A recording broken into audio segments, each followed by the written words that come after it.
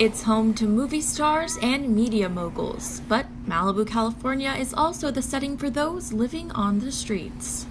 I think Malibu is kind of a paradise. Like, if you were going to be homeless, I'm sorry, Malibu doesn't sound like torture to me.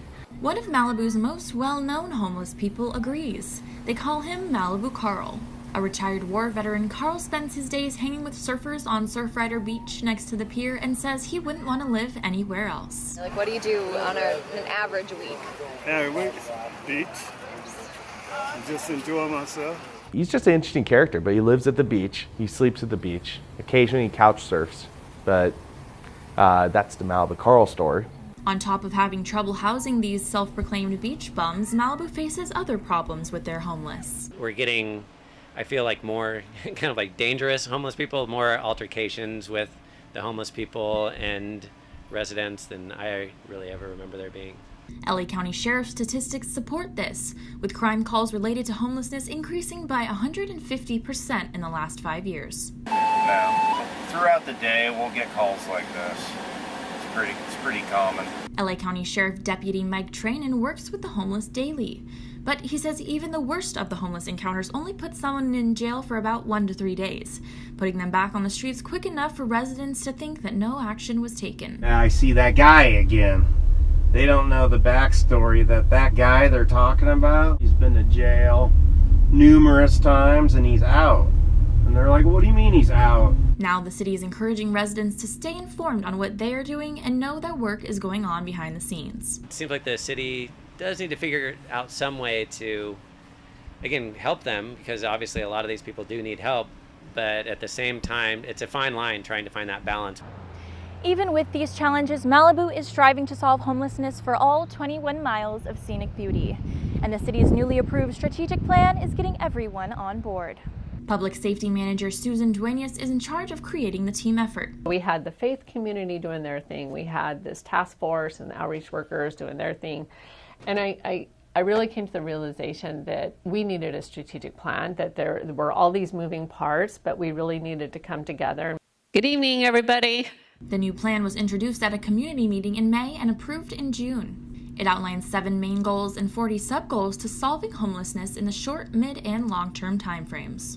We needed to have all the opinions in the room so that the plan would represent everybody's needs and interests. The plan comes in the wake of the city's miscommunication that made national news when a local church's homeless dinners were stopped due to the city trying to address resident safety complaints.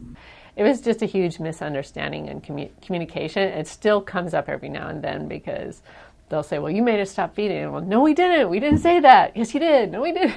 The dinners have been relocated to the vacant Malibu courthouse and are set to start back up again when the logistics get worked out. So we're moving kind of cautiously, trying to make sure that we mitigate any negative impacts to avoid any problems like what happened at the church. Mayor Rick Mullen moved into his new role just after this incident and says they're moving on from it. What we did after that was we got everybody together and we explained everything and everybody communicated, and now everyone's on the same sheet of music. That sheet of music is the new strategic plan, and the conductors are the outreach team, who have been hard at work connecting with Malibu's homeless since 2016.